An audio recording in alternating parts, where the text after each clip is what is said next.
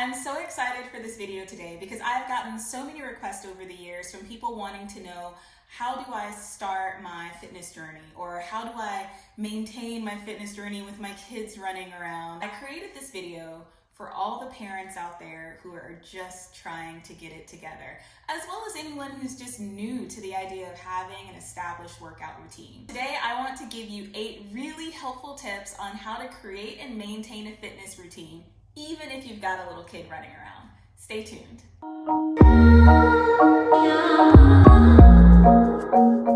So we all know that being a parent means having a lot of responsibilities on our plate. There's so much that we have to do in a single day. It can be really hard to lose track of time and then lose track of our goals.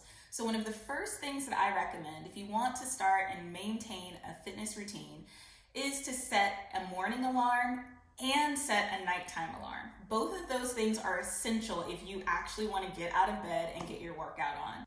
So the morning alarm, everyone understands, right? If you plan to work out in the morning, or even if you just want to get your day started on time so that you can work out in the evening, it's essential that you get up early.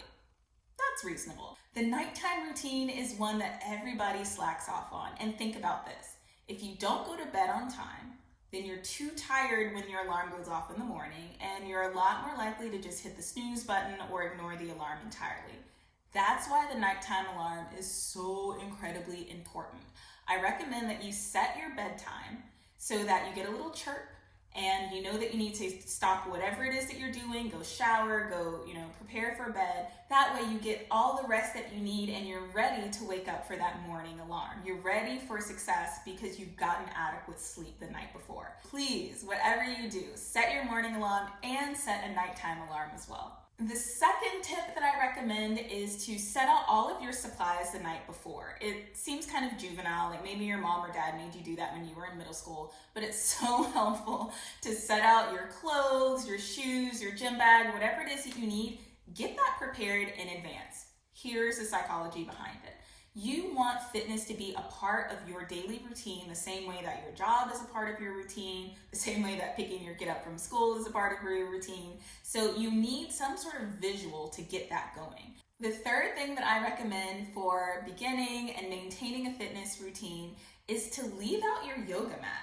This applies for people who are doing Pilates or even they have like weights at home. I recommend leaving out your yoga mat because it's a visual reminder that any time of the day can be a great time to get in a stretch. So if you're waiting on your coffee to brew, go in, get a little stretch, do a little flow, get your body moving. Maybe you're stuck on a conference call and you're on mute and you just have to listen the whole time. Why not go to your mat and stretch a little bit? It's a really, really great way to keep the blood flowing in your body, to start breaking these sedentary habits that lead to these chronic pathologies, that lead to more problems. Just move throughout the day. And if you already have a designated space for that movement, you're a lot more likely to take advantage of it. The fourth thing that I recommend is to have a plan B. This is one that trips up my husband all the time. He gets his mind so stoked because he's gonna go for a hike after work. He's gonna go for a hike after work. He gets to work and he gets tied up on a call. The sun sets, he leaves his office, it's dark outside, and he's like, I missed my hike, and he gets really bummed, and then he just doesn't want to work out at all, and he comes home and he's upset. It's so important that we have a plan B for when life gets in the way of our plan A, and I recommend something that you can do at home. Maybe you find a YouTuber who creates workout videos and yoga classes that you can follow along with. Subscribe. Maybe you watch YouTube videos of your favorite yoga teachers doing classes. Go for a walk around your neighborhood instead of going to the gym. Or you get with your kids and you practice soccer in the yard if you weren't able to get to the gym during your lunch break. Just have an alternative way of moving your body. Never have just one thing that you're stuck on doing, and if you can't get to that one thing, nothing's gonna happen. It's gonna set you up for disappointment, and it's really gonna slow down your progress towards your goals. The fifth thing that I recommend is that you get an accountability partner. Now, this is something that you hear all over the place, and honestly, sometimes it's easier said than done. But the good news is that it's 2020, so your accountability partner does not need to be anywhere near you. You have FaceTime, you have Zoom, you have Skype, you have online platforms of all sorts that can help connect you with people that will hold you accountable. I personally recommend our personal wellness advocate program. It pairs you one-on-one with a slew of amazing professionals in their field who can give you the guidance that you need for success. You will have a consultation with our dietitian. You will have access to one-on-one yoga sessions with me or one of the other yoga instructors on our team. You'll also have access to a personal trainer. All of us are working together to make sure that your fitness goals are obtainable and that you have the tools that you need to reach them.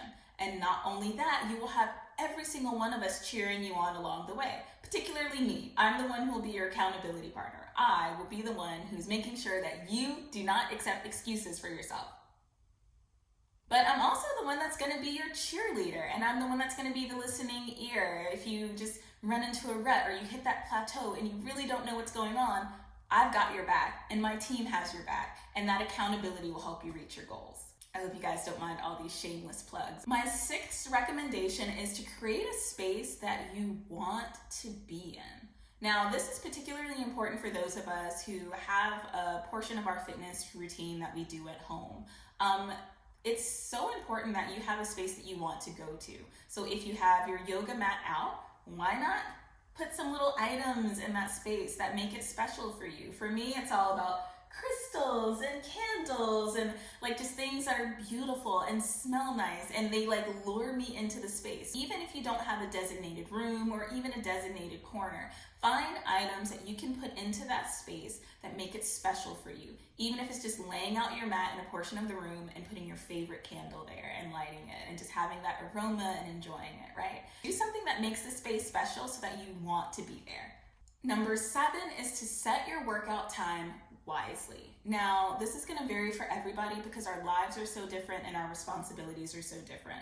For parents, it can be incredibly difficult to just find the time for yourself. It's so hard, but it is possible.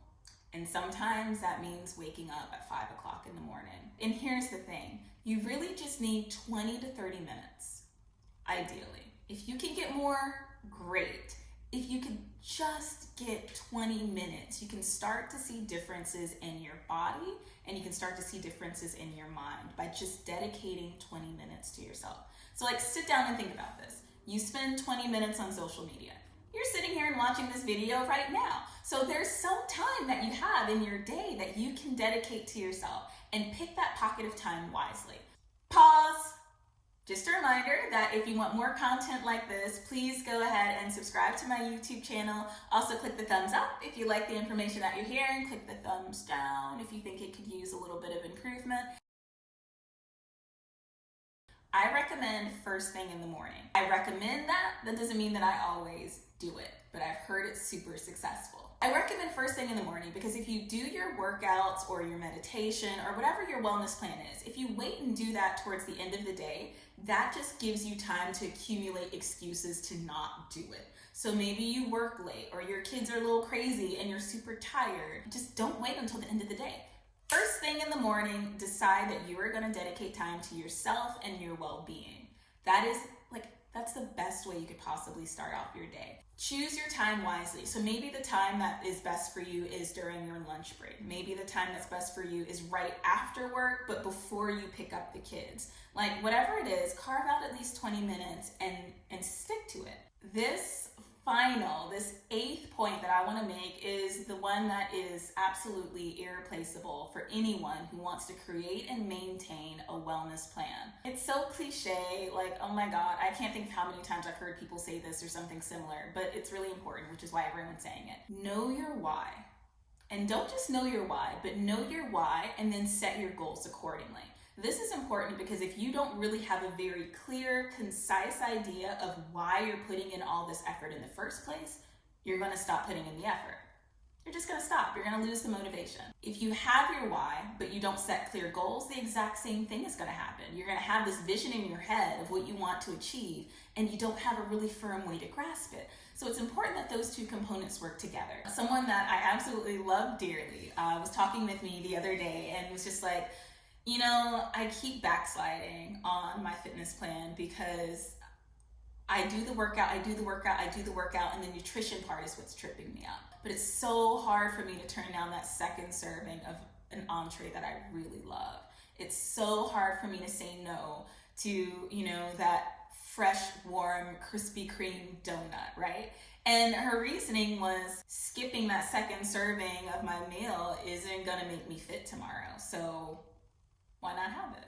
The problem with that, she didn't have clear set goals, and she didn't have a very firm grasp on her why. She just knew that she wanted to be healthier. She knew that that would require losing some weight, but she didn't have very clear-cut goals around that. And so when the temptations came to do something that's not supportive of her vision, the temptations won, and her vision failed, and it has failed repeatedly. Skipping that second serving of my meal will bring me 800 calories closer to my goal of losing 20 pounds. And I'm losing those 20 pounds because that's what my doctor recommended in order for me to possibly come off of my diabetes medication.